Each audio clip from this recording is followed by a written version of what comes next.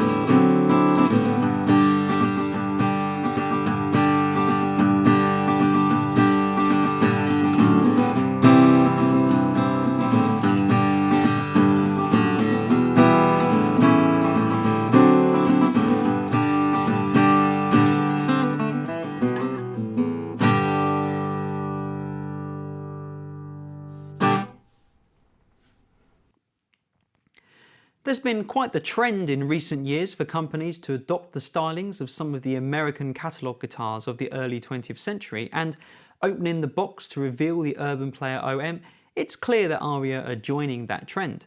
The white binding, red stain, perloid pickguard and cream machine head buttons on this guitar combine to give it the air of an early K or harmony, and to my eye make for a cute and fun looking instrument. Closer inspection reveals a few tooling marks around the end of the fingerboard, as well as a patch on the bass side of the neck around the 3rd to 5th frets that feels a little rough.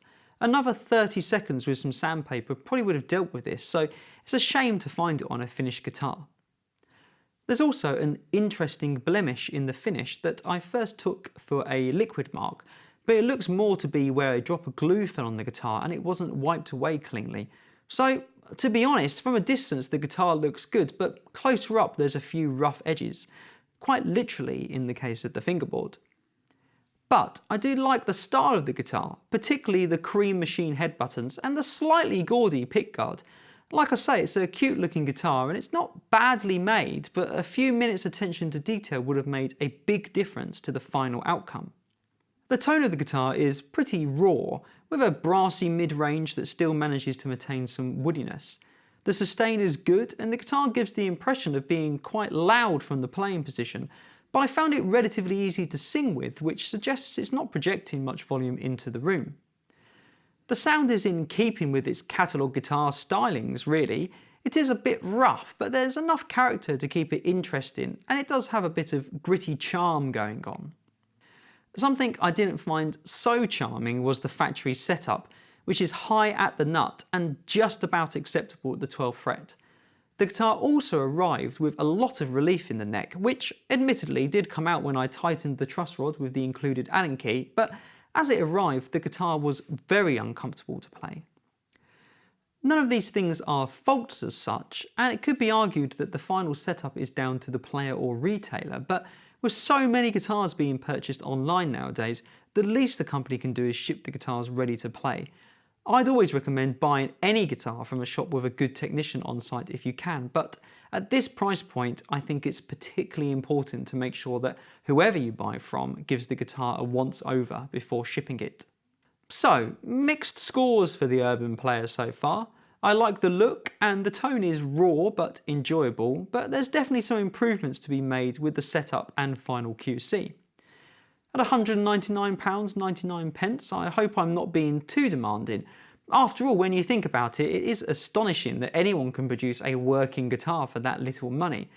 But if the Urban Player OM had arrived with a great setup and without the rough patch on the neck, I was sitting here telling you that for £199 you can get a cool looking guitar that works great for fingerstyle folk and blues with a rawness that suits its vintage style. As it stands, it's nearly, but not quite for Aria this time. Cool looks, cool tone, not so cool setup, and a few misses in the QC department as well. I hope you've enjoyed this video from Acoustic Review. Please subscribe and hit the bell icon to be kept up to date when we post new videos. And I look forward to seeing you next time.